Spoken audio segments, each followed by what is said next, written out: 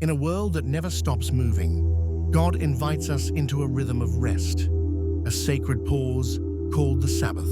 The Sabbath began not in a synagogue, but in Eden. Genesis 2, verse 2 says, "On the seventh day, God ended his work, and he rested." Not because God was tired, but because he was establishing a divine rhythm. Work, then rest. He blessed that day, he set it apart. It was a day to pause, to remember, to worship.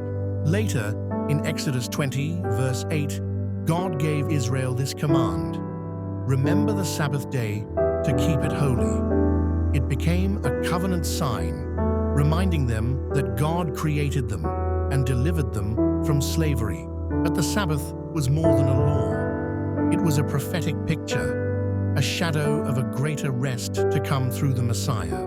Jesus came not to abolish the Sabbath, but to fulfill it. He said, "Come unto me, and I will give you rest."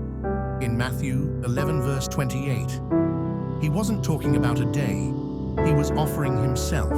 Through the cross, Jesus finished the greatest work of all, our salvation. Now, as Hebrews 4, verse 10 says, we rest from our works, just as God did from his. Today, Sabbath isn't about rules, it's about relationship. Not a legal obligation, but a spiritual invitation. You can still set aside a day to rest, worship, and reset. But every day in Christ is a chance to live in his rest. God's rest is open, not just on Saturday, not just on Sunday, but forever in Jesus. If this message brought you peace, don't forget to like and subscribe. Drop a comment. I rest in Jesus. Let's walk in his rhythm of grace together.